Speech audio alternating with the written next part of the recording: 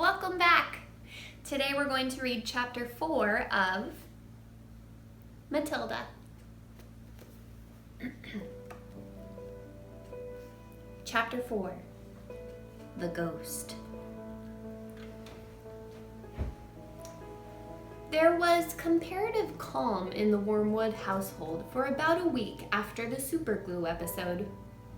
The experience had clearly chastened Mr. Wormwood, and he seemed temporarily to have lost his taste for boasting and bullying.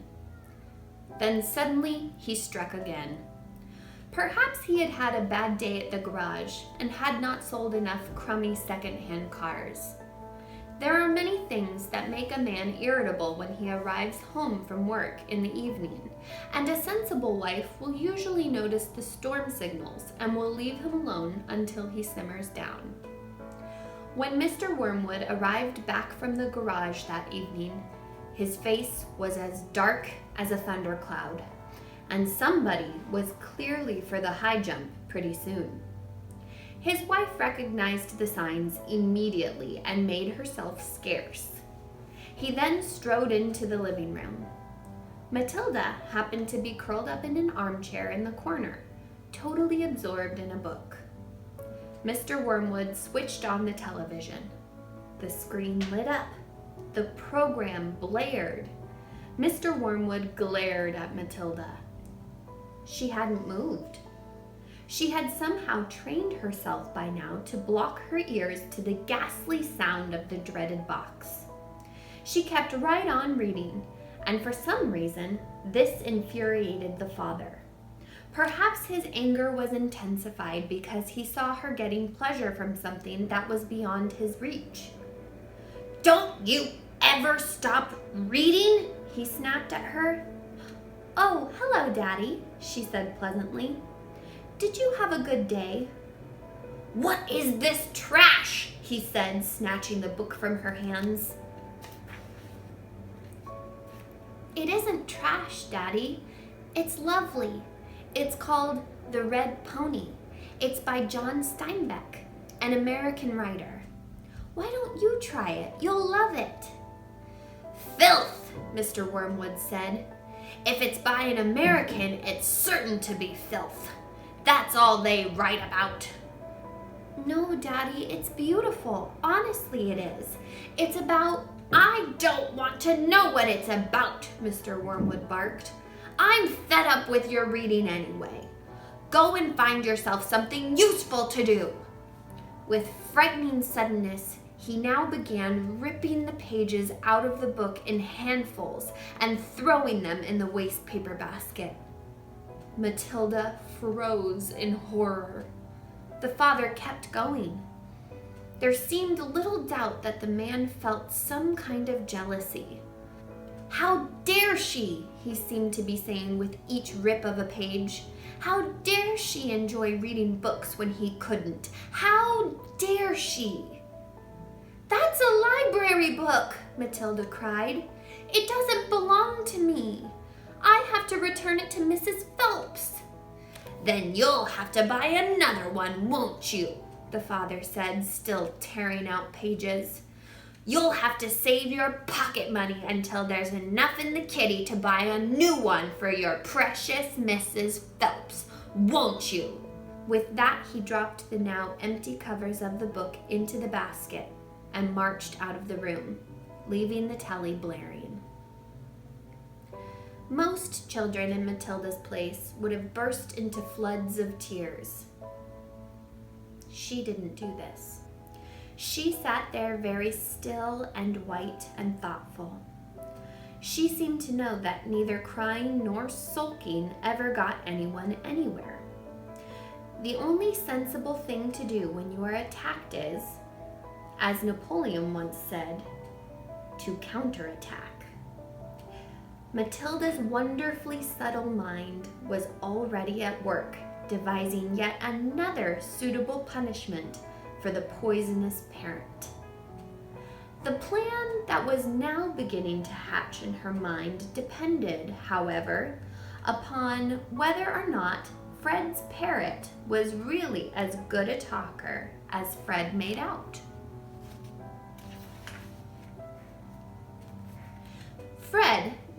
friend of Matilda's. He was a small boy of 6 who lived just around the corner from her. And for days he had been going on about this great talking parrot his father had given him. So the following afternoon, as soon as Mrs. Wormwood had departed in her car for another session of bingo, Matilda set out for Fred's house to investigate. She knocked on his door and asked if he would be kind enough to show her the famous bird.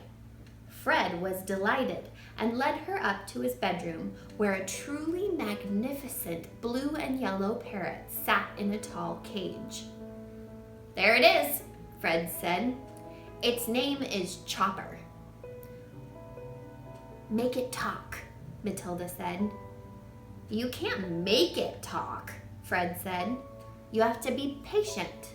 It'll talk when it feels like it." They hung around, waiting. Suddenly, the parrot said, "Hello, hello, hello." It was exactly like a human voice. Matilda said, "That's amazing. What else can it say?" "Rattle my bones," the parrot said, giving a wonderful imitation of a spooky voice. "Rattle my bones." "He's always saying that," Fred told her. "What else can he say?" Matilda said. "That's about it," Fred said. "But it is pretty marvelous, don't you think?" "It's fabulous," Matilda said. "Will you lend him to me just for one night?" "No," Fred said. "Certainly not." "I'll give you all my next week's pocket money," Matilda said. That was different. Fred thought about it for a few seconds. "All right then," he said, "if you promise to return him tomorrow." Matilda staggered back to her own empty house, carrying the tall bird cage in both hands. There was a large fireplace in the dining room, and she now set about wedging the cage up the chimney and out of sight. This wasn't so easy, but she managed it in the end. "Hello, hello, hello," the bird called down to her. "Hello, hello." "Shut up, you nut," Matilda said, and she went out to wash the soot off her hands. That evening, while the mother, the father, the brother, and Matilda were having supper as usual in the living room in front of the television, a voice came loud and clear from the dining room across the hall. "Hello, hello, hello," it said. "Harry!" cried the mother, turning white. "There's someone in the house! I heard a voice!" "So did I," the brother said. Matilda jumped up and switched off the telly. "Shh," she said. "Listen." They all stopped eating and sat there very tense, listening. "Hello, hello, hello," came the voice again. "There it is!" cried the brother. "It's burglars!" hissed the mother. "They're in the dining room." "I think they are," the father said, sitting tight. "Then go catch them, Harry," hissed the mother. "Go out and collar them red-handed." The father didn't move. He seemed in no hurry to dash off and be a hero. His face had turned gray. "Get on with it," hissed the mother. "They're probably after the silver." The husband wiped his lips nervously with his napkin. "Why don't we all go and look together?" he said. "Come on then," the brother said. "Come on, Mom." "They're definitely in the dining room," Matilda whispered. "I'm sure they are." The mother grabbed a poker from the fireplace. The father took a golf club that was standing in the corner. The brother seized a table lamp, ripping the plug out of its socket.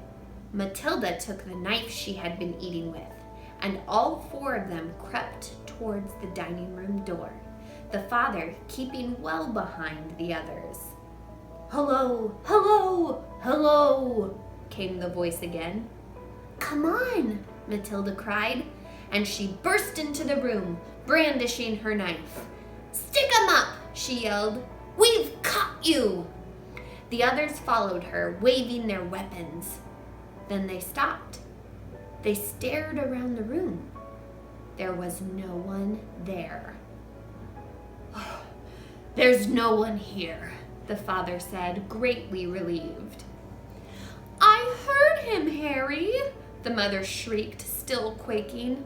"I distinctly heard his voice. So did you." "I'm certain I heard him," Matilda cried. "He's in here somewhere." She began searching behind the sofa and behind the curtains. Then came the voice once again, soft and spooky this time. "Rattle my bones," it said. "Rattle my bones." They all jumped, including Matilda, who was a pretty good actress. They stared round the room. There was still no one there. "It's a ghost," Matilda said. "Heaven help us!" cried the mother, clutching her husband round the neck. "I know it's a ghost," Matilda said. "I've heard it here before. This room is haunted. I thought you knew that." "Save us!" the mother screamed, almost throttling her husband. "I'm getting out of here," the father said, grayer than ever now. They all fled, slamming the door behind them. The next afternoon, Matilda managed to get a rather sooty and grumpy parrot down from the chimney and out of the house without being seen. She carried it through the back door and ran with it all the way to Fred's house. "Did it behave itself?" Fred asked her. "We had a lovely time with it," Matilda said. "My parents adored it." And that's the end of chapter 4. Matilda's friend Fred has a pet parrot. I have a pet cat, Peekaboo, and a pet dog, Andy. Do you have any pets at home? What are their names? Let me know in the comments below. And make sure you like and subscribe so you're here for the next chapter. See you soon.